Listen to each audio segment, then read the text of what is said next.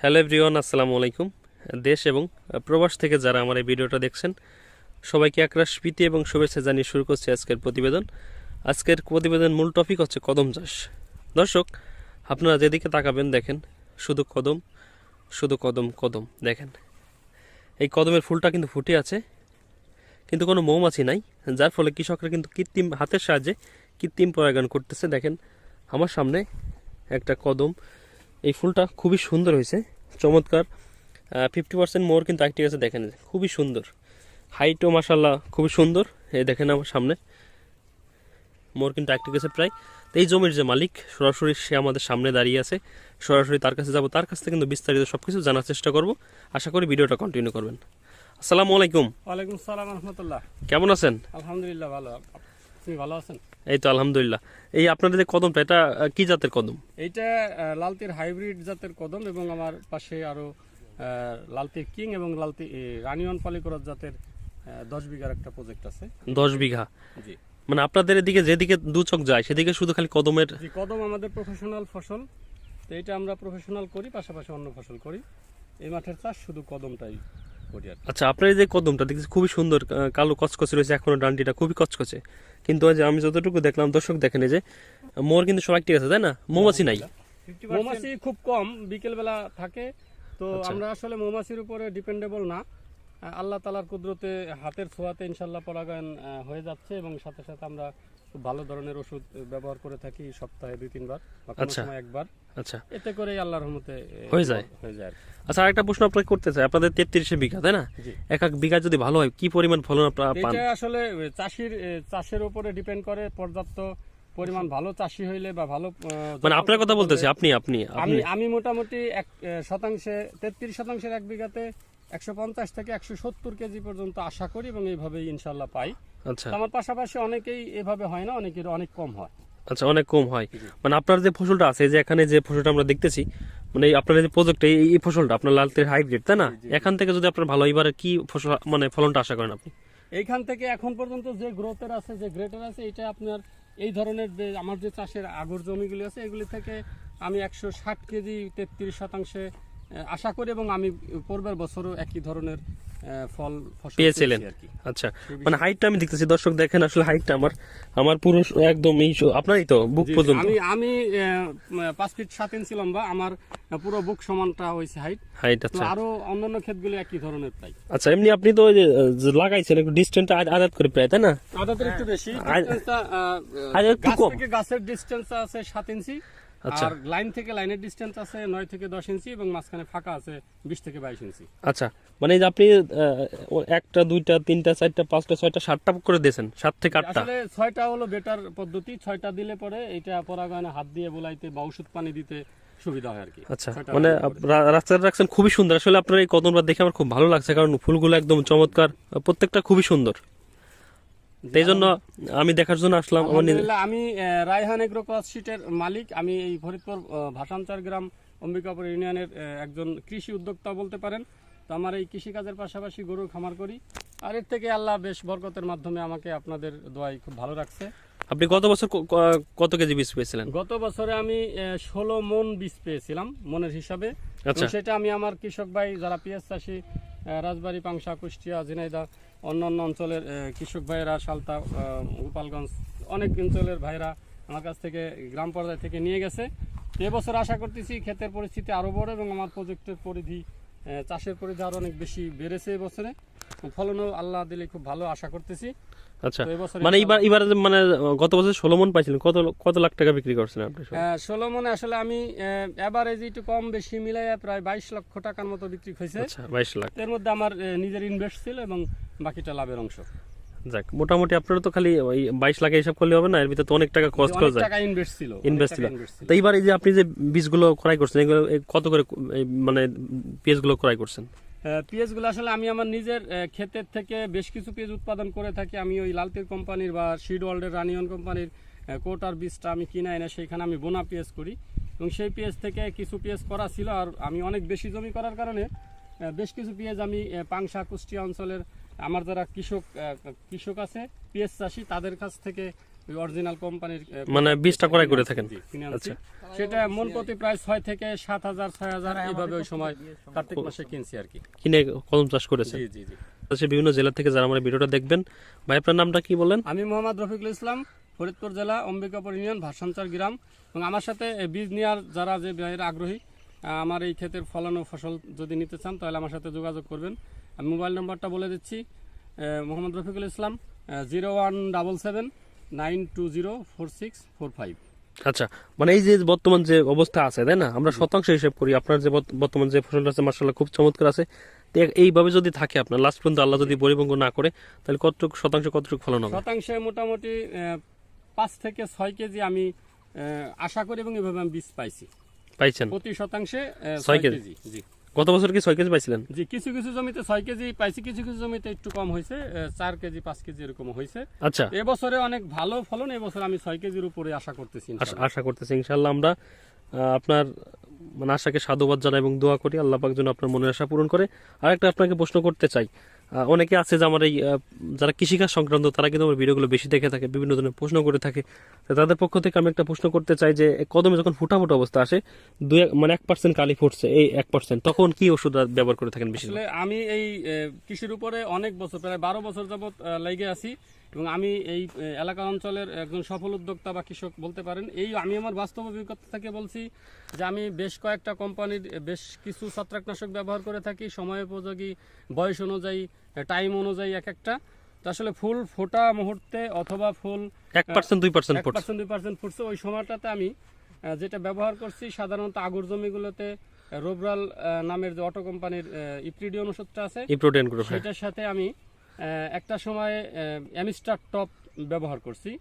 আবার নেক্সট টাইমে দ্বিতীয় সিরিয়ালে হয়তোবা কার্ডিয়নটা ব্যবহার করছি, রোবলাল অটোস্টিন সাথে। জি জি, এর সাথে কার্বনডাজিম এবং মেনকোজিবের সংমিশ্রণে, এবং আপনার কীটনাশকও লাগে। আচ্ছা, সেইভাবে এভারেজ মানে আপনি আপনার কাছে প্রথমে আসতে চাই, সেটা আপনি যে বলেন যে রোবলাল আর অ্যামিস্টার টপ, রোবলালটা গ্রামে কতটুকু দিতেন? রোবরালটা প্রতি লিটার পানিতে 1 গ্রাম, 1 গ্রাম, 1 গ্রাম মাত্রা একটু কমাই দিতে হবে। কমায় ফুলের উপরে আসার পরে একটু মাত্রা কম। আচ্ছা, ফুল যখন না থাকে, গাছ থাকে, তখন একটু বেশি দিলে সমস্যা হয় না। আচ্ছা, আর ওর সাথে অ্যামিস্টার টপটা কত মিলি দেন 16 লিটার পানিতে? এক একটা না, এটা হচ্ছে কি আপনার অ্যামিস্টার টপটা প্যাকেটের গায়ে যতটুকু লেখা আছে লিটার প্রতি, সেই হিসাবে দিলেই না। 1 লিটার পানিতে 1 মিলি করে? জি জি, 1 মিলি করে। আর আপনার রোবলালটা 1 লিটার পানিতে 1 মিলি, 1 গ্রাম করে। আচ্ছা, এর সাথে আপনি গুড়া পোকের জন্য কি ওষুধ? গুড়া পোকার জন্য আমি ইমিডাক্লোপিড ব্যবহার করছি, এবং ছটকা যে জাতীয় যে লেদা পোকাগুলি আছে, এগুলোর জন্য আমি অ্যামামেকটিন বেনজোয়েট বা অ্যামামেকটিন বেনজোয়েট প্লাস এগুলি ব্যবহার করছি। তা মোটামুটি এই ডোজটা চলে গেলে, তার মানে আপনি যে ওষুধগুলো ব্যবহার করেন, যেমন আমি প্রথমে আপনি যে কথা বললেন ফোটা অবস্থায় আপনি এই 3-4টা ওষুধ আপনি ব্যবহার করছেন, তার কতদিন পর আবার ওষুধ ব্যবহার করছেন? আমি প্রতি সপ্তাহে কমপক্ষে একবার ব্যবহার করি, শুরু থেকে শেষ পর্যন্ত। এবং ওয়েদার ভালো মন্দর উপরে, ভালো একটু খারাপ হইলে পারে কোনো সময় সপ্তাহে 2-বারও গাছে লাগলে করি আর কি। আচ্ছা, তো সর্বসকল আপনার এই পর্যন্ত আসতে আপনার কত করে স্প্রে করছেন? আমি এই পর্যন্ত আসতে প্রায় 10 সিরিয়াল চলে গেছে। আমি আশা করি প্রত্যেক বছরই 12 থেকে 13 সিরিয়ালে আমার সিজন শেষ হয়। আচ্ছা, কোনো সময় 2-1টা সিরিয়াল কম বা বেশি লাগে, এটা ওয়েদারের উপরে ডিপেন্ড করে। আচ্ছা, আরেকটা প্রশ্ন আপনাকে করতে আছে, সেটা হচ্ছে যে এই 10টা ব্রোন এবং কি পরিমাণ সার আপনি এই জমিতে যখন লাগান তখন? আমাদের এইখানে যেহেতু বন্যা হয় না বা বন্যার পানি আসে না, এই কারণে মাটির উর্বরা শক্তি অনেকটাই কম। তবে মাটিটা যেহেতু আল্লাহ প্রদত্ত, আল্লাহর কুদরত আছে, এই সূত্রে সারের ব্যবহারটা এক এক জমিতে এক এক রকম। নিচু যে জমিগুলি আছে, যেখানে পানি বেজে থাকে, সেখানে একটু কম ব্যবহার করি। আর যেখানে এই ডাঙা জমিগুলি আছে, এখানে পর্যাপ্ত পরিমাণ ডিএপি সার এবং পটাশ সারটা ব্যবহার করতে হয়। সেটা যদি আপনার সংখ্যায় বলতে যাই, তাহলে প্রতি 33 শতাংশে আমি মোটামুটি 150 কেজি ডিএপি সার ব্যবহার করছি, আর 70 কেজি এমওপি সার, পটাশ সারটা ব্যবহার করছি। এর সাথে সালফার, জিঙ্ক, বোরন, টিএসপিটা? জি, টিএসপিটা আমি 50 কেজি দিছি ওই 150 কেজির সাথে। আচ্ছা, এটা আমি করছি, আমার মতো মানে এত বেশি সার অনেকেই ব্যবহার করে না। আচ্ছা, মানে যার ফলশ্রুতিতে আপনি দেখতেছেন গাছগুলো এখন পর্যন্ত খুব ভালো আছে, হাইট আছে মাশাআল্লাহ, চমৎকার, এবং প্রত্যেকটা ফুল একদম পরিপুষ্ট আর খুব সুন্দর আছে। আসলে টাকা খরচ না করলে যাতে টাকা হয় না। আপনি যখন প্রচুর পরিমাণ সার এবং ওষুধ ব্যবহার করবেন, প্রত্যেকটা গাছের কিন্তু গ্রোথ মাশাআল্লাহ চমৎকার আছে, এবং যার ফলে কিন্তু গাছগুলো সুন্দরভাবে কিন্তু খাদ্য গ্রহণ করতে পারতেছে, যার ফলে প্রত্যেকটা ফলই কিন্তু পরিপুষ্ট হয়েছে, এবং যার ফলে কিন্তু আপনার ফলন, আপনি যে আশা মানে কাঙ্ক্ষিত যে ফলন চাচ্ছেন সেটা কিন্তু আপনি পাবেন। আপনার ক্ষেত দেখে সেটা কিন্তু বোঝা যায়। এবং আমার এটা একটা ক্ষেত, এইগুলো পাশে আরো কয়েকটা ক্ষেত আছে। আমি যেহেতু 10 বিঘার প্রজেক্টে, সেখানে আরো বেশি ফুটছে বা আরো বড় সাইজের কদম হয়েছে। একটা কদম এরকম 2 হাত দিয়ে ধরতে হইতেছে। সেই প্রতিবেদনটা হয়তো বা আমি দর্শকদেরকে দেখাবো ইনশাল্লাহ। আচ্ছা আমি হয়তো পরবর্তীতে আমি ওই ক্ষেত্রে আপনাদেরকে নিয়ে যাব। আচ্ছা, মানে আরেকটা প্রশ্ন আপনাকে করতে চাই, যে সেটা হচ্ছে যে আপনার এই 10 বিঘাতে আপনি এবার কি পরিমাণ ফলন আশা করতেছেন? আমি 10 বিঘাতে মোটামুটি 35 থেকে 40 মন বীজের আশা করতেছি। যদি আল্লাহ তাআলা সবকিছু ঠিক রাখে, কোনো বিপদ আপদ না ঘটে, তাহলে আমি আশা করতেছি ইনশাল্লাহ 35 থেকে 40 মন বীজ আমি পাবো। আচ্ছা। এবং সেটা আমি পেঁয়াজ চাষি ভাইদের হাতে খুব ভালোভাবে তুলে দেবো, এই আশাটাই করতেছি। আচ্ছা, আরেকটা জিনিস হচ্ছে, সেটা হচ্ছে যে মানে গত বছর এবার যে দাম ছিল, দাম থাকার কারণে পুরনজাত বীজ ছিল কিন্তু সব শেষ। জি, তো এবার আশা করতেছি আপনি যদি যত বীজই পান না কেন ফুরাই যাবে আপনার। এবং ইনশাল্লাহ আর ইনশাল্লাহ আপনি আপনার প্রশ্নের জবাবটা দিয়ে নিই। আমি আসলে একজন উদ্যোক্তা এবং কৃষি সাথে জড়িত থাকার কারণে আমার অনেক পেঁয়াজ চাষি কৃষক ভাই সাধারণ মানুষের সাথে সম্পর্ক হয়েছে। এখানে আমি যদি 35 থেকে 40 মণ বীজ পাই, সেটা আমার যা কাস্টমার আছে এবং তাদের যা ক্ষেতের গত কয়েক বছরের রেজাল্টে তারা আমার প্রতি অনেক খুশি সন্তুষ্ট, যার কারণে তারা আমার কাছ থেকে এই বীজটা আমি টাইম আসার আগেই তারা নিয়ে যাবে এই আশা আমি করি, এবং তারা আমার সাথে ওইভাবে যোগাযোগ রাখতেছে। অনেক ভাই বেড়াইতে আসতেছে, ক্ষেত খোলা দেখতেছে। আমি আশা করতেছি যে আমার বীজ বিক্রিতে কোনো রকম কোনো প্রভাব পড়বে না ইনশাল্লাহ। আচ্ছা, আরেকটা প্রশ্ন আপনাকে করতে, সেটা হচ্ছে যে আপনার বীজ যখন পুরোদমে বাড়ি নেবেন, নেওয়ার পরে যে সব কার্যক্রমগুলো আছে সেগুলো আপনি শেষ করে কয়টা রোদ দেন এই বীজ? আমি আসলে লাস্ট যে রোদের কথাটা বলতেছেন, সেটা রমজান মাসের শেষে, চৈত্র মাসে যে প্রখর রোদ থাকে, সেখানে আমি যেগুলি ছাদে রোদ দিই সেইগুলি 2টা রোদ দিই এনাফ। আর যদি ছাদের বাইরে আমি মাটিতে চট বিছায় রোদ দিই, সেখানে আড়াইটা রোদ দেই। এবং সেই রোদ এত মচমচা হয়ে যায় যে ওইটাতে আমি ব্রেল ভর্তি করে রাখি, যার কারণে পরের প্রত্যেক কার্তিক মাসেও সেটা মচমচা এবং ময়েশ্চার খুব ভালো থাকে। আচ্ছা, আরেকটা মানে আপনার কথাটা কেমন শেষ হয় নাই, মানে আমি প্রশ্ন করতে চাচ্ছি যে আপনি 2 থেকে আড়াইটা রোদ দেন, তাই না? জি, দেওয়ার পর কত ঘন্টা আপনি ঠান্ডা করেন? ঠান্ডা করি মিনিমাম কমপক্ষে 12 ঘন্টা। যদি আমি তাতে মনে করি যে একেবারে শীতল ঠান্ডা হয় না, তাহলে 24 ঘন্টা অনেক সময় ঠান্ডাটা করি। মানে নিয়মটা কি 24 ঘন্টা করার, মানে কি একবার ঠান্ডা করার নিয়মটা? নিয়ম বলতে ওর দানা বীজটা যখন একেবারে ঠান্ডা হয়ে শীতল হয়ে যাবে, ওর আমি গায়ে হাত দিয়ে বুঝতে পারবো যে ওর ভিতর আর কোনো গরমের যে ময়েশ্চারটা সেটা নেই, সেটা শেষ হয়েছে, তখন ওকে আমি প্যাকেটজাত বা বেলজাত করি। আচ্ছা, বেরেল, আপনারা যে বেরেলের কথা বলতেছেন, ওই বেরেলের মধ্যে মানে কোনো কাগজপত্র কিছু দেন না এমনিতে? টিনের বেরেল, এগুলি পরিশোধিত করা, এবং 7-8-10 বছর আগের থেকেই যেটা খুব ব্যবহার করে আসতেছি, এর মধ্যে কোনো কিছুই দেয়া নাই। এটা একেবারে পরিষ্কার পরিচ্ছন্ন, এবং প্রতি বছর আমি এই বিড়ালটাকে শুধু রোদ দিয়ে ওর ভিতরে কোনো ফাঙ্গাস তৈরি না হয় বা কোনো জীবাণু তৈরি না হয়, এইটা রোদ দিয়ে ঠিক করে তারপর ওর ভিতর আমি। মানে আপনার কথা একটু দ্বারা করতে চাই, সেটা হচ্ছে যে আপনি কত ঘন্টায় বেলটা রোদ দেন এখন যে অবস্থা? বিড়ালটা রোদ আসলে এইটা যেহেতু আমার পূর্বের বছরের ব্যবহার করা বিড়াল, এখানে কোনো ডিস্টার্ব কোনো কিছু নাই, তারপরে আমি 1-2 দিন বাইরে রোদ্রে বাইর করে রাখি, এবং সেটার উল্টায় পাল্টায় ধুয়ে মুইসা এটারে ব্যবহার করি, তাতে কোনো সমস্যা হয় না ইনশাল্লাহ। মানে যারা নতুন মানে বীজ চাষ করছে, রাখবে নতুন, তো তাদের জন্য কিন্তু এই প্রশ্নগুলো আমি করতেছি। যারা হাটের থেকে একটা বেল কিনলো, কেনার পরে আমরা দেখা যাচ্ছে 1 থেকে 2 দিন রোদ দেবে, দেওয়ার পরে ঠান্ডা করবে, তারপরে যখন বীজটা হয়ে যাবে তখন ওর ভিতরে ভরে পরে মুখটি রাখবে নাকি, না কেমনে কি? 1-2 দিনের রোদ্রে হবে না, কারণ নতুন বিড়ালকে আপনি পরিশোধিত সুন্দরভাবে পরিষ্কার করতে 3 দিন সময় লাগবে ম্যাক্সিমাম। আচ্ছা, এবং এই 3 দিন পরে আপনাকে আরো 1 দিন দেওয়ার পরে ওর ভিতরে ঘাম মুইসা বের করতে হবে, আবার আর 1 দিন রোদ দিতে হবে, উল্টায় দেখা গেছে ঘামবে, এইভাবে 2-3 দিন পর্যন্ত ঘাম বের হইতে থাকবে। বা ওর ভিতরে কোনো নাক লাগাইলে গন্ধ পাওয়া যাবে কিনা, যে জিনিসটা পূর্বে ব্যবহার করছে সেই জিনিসটার গন্ধ থাকলেও সমস্যা হবে। মোটামুটি ওইটারে একেবারে বীজ রাখার মতো পরিবেশ তৈরি করতে আমার মনে হয় যে ভালো রোদের 5 থেকে 6 দিন সময় লাগবে। আচ্ছা, মানে যে আপনি যেটা বললেন যে মানে একদম ইনটেক ব্রেল, ইনটেক কিংবা প্লাস্টিকের যে মানে কৌটোর মতো আছে যেটাতে আটকে রাখতে হয়, মানে একদম ইনটেক নতুন, তাদের কি এই সব করা সম্ভব না? প্লাস্টিকের বেরেলের কথা যেটা বলতেছেন, আমি প্লাস্টিকের বেরেলে কখনোই বীজ রাখি নাই। আচ্ছা, প্লাস্টিকের বেরেলে রিস্ক আছে। আচ্ছা, রাখতে হবে কিসের? রাখলে অবশ্যই এর ভিতরে সম্ভবত পলিথিন দিতে, আমি এটা ব্যবহার করি না, এটা আমার ভালো মানে আপনি রাখেন কি লোহার বেল? টিনের বেল, যেটার মধ্যে তেল মবেল থাকে। তেল মবেল থাকে? জি, যেটার মধ্যে তেল মবেল নারকেল তেল এইগুলি বাইরের থেকে আমদানি হয়ে আসে এবং এই বেরেলগুলো খালি হওয়ার পরে মুখ সহ এতটুকু ছোট মুখ সহ আচ্ছা এটার ভিতরে ওয়াশ করে রোদ দিয়ে টিনের বেরেল একবার পরিশোধন করলে আর ওর ভিতরে কিছুই করতে হয় না। আচ্ছা, মানে এটা আপনি রাখার সুবিধা আছে, এটা রাখলে পরে মোটামুটি বীজটা ভালো থাকে। 100% ভালো থাকে এবং বস্তা বা প্লাস্টিকের বেরেল ড্রাম অন্য যে কোনো কিছুর চাইতে এই বীজটা 100% ভালো থাকে। এটা পরীক্ষিত কথা, একবারে পরীক্ষিত কথা। জি। তো দর্শক, আসলে আমরা এক বড় বাড়ি পেলাম, আসলে একদম প্রান্তিক পর্যায়ে। উনি কিন্তু অনেক দিন যাবত এই কৃষিকাজের সাথে ইনভলভ আছে। বিশেষ করে দানা, অনেকেই কিন্তু দানা পাওয়ার পর কিন্তু অনেকে জ্বালায় না, তাই না? অনেক সমস্যা হয়, কিন্তু আসলে শিক্ষার কোনো শেষ নেই।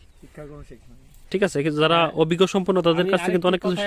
সাথে যে দানায় যে জ্বালায় না, অনেক বলছেন যেটা যেই ক্ষেতে যেই কৃষক চাষ করছে সেই ক্ষেতের এরকম উন্নত মানের ফসল ঘরে তোলার পরে সেই ফসলের রক্ষণাবেক্ষণ করে চাষাবাদের শেষে ওরে সুন্দরভাবে রাখা এবং রাখার শেষে যখন বেরেল থেকে বীজ বের করে আমি কৃষকের হাতে তুলে দেবো, তখন নিজে একবার ছাড়া দুইবার চেক করা। এই চেক করার পরে যখন আমি বাজারজাতকরণ করব বা আজ 10 বছর যাবত করে আসতেছি, আজকে পর্যন্ত একটা ডিফল্ট আমার কানে আসে নাই যে আমার বীজ কম জ্বালাইছে বা জ্বালাই নাই। মানে ভাই একটা প্রশ্ন আপনাকে করতেছে, একটু দাঁড়ান। সেটা হচ্ছে যে আপনি যে এই ড্রামে বীজগুলো রাখেন, এগুলো কি উপরে রাখেন নাকি মাটিতে রাখেন কিংবা ফ্লোরে রাখেন? টিনের বেরেল ব্যবহার করি, সেটা আমি আমার পাকা ঘরে রাখলে পারেও নিচে রাখেন, সমস্যা নাই। ইটের উপরে মিনিমাম নিচে 3টা ইট দিয়ে অথবা বাঁশের মাচালি দিয়ে তার উপরে বসাইলে বেশি সুন্দর হয়। কারণ নিচে থেকে যদি কোনো ওয়েদার স্যাঁতসেঁতে আবহাওয়া না থাকে সেটা বেশি ভালো হয়। মানে আপনি বলতেছেন আপনার তো ঘরের ফ্লোর করা, ফ্লোরের উপর 2-3টা ইট দিয়ে তারপর আপনি ড্রামগুলো রাখেন। জি জি। আচ্ছা, পরে আপনি মুখটি রাখতে দেন, আবার যখন সিজন আসে তখন আপনার মুখটিটা খুলে একবারই ওই মুটকিটা আটকাবো এবং যেদিন খুলবো একদিনই খুলবো, ওর মধ্যে আর কোনো খোলাখুলি নেই। আচ্ছা, মানে যখন আপনি ড্রামটা খুলবেন তখন দেখা যায় একজনের চাহিদা অনুযায়ী 5 কেজি 10 কেজি দিলেন, পরবর্তীতে খোলা রাখলেও সমস্যা হবে না। আমি যেদিন খুলবো সেদিনকে দেখা যায় আজকে অথবা কালকের মধ্যে আমার এক বেরেল মাল ডেলিভারি যাবে, এমন কাস্টমার আমার বাড়িতে চলে আসবে, অথবা একবারই ডেলিভারি হয়ে যাবে, ওই বেরেলটা একবারই খুলবো। মানে একবার ওই যে আপনি খুললেন, পরবর্তীতে আর কোনো প্রভাব পড়বে না। যখন সিজন চলে আসবে তখন খুললেও তো কোনো সমস্যা হবে না, এটাই আমি বলতে চাচ্ছি।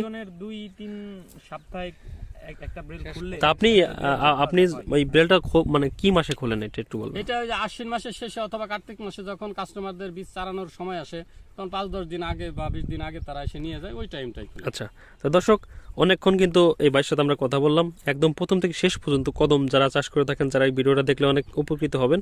তো দর্শক, আমার এই ভিডিওটা যদি আপনাদের ভালো লাগে অবশ্যই একটা লাইক করবেন, একটা শেয়ার করবেন, আমার চ্যানেল একটু সাবস্ক্রাইব করবেন। তা তো সবাই ভালো থাকবেন, সুস্থ থাকবেন, দেখা হবে আবার অন্য কোনো ভিডিওতে। আসসালামু আলাইকুম।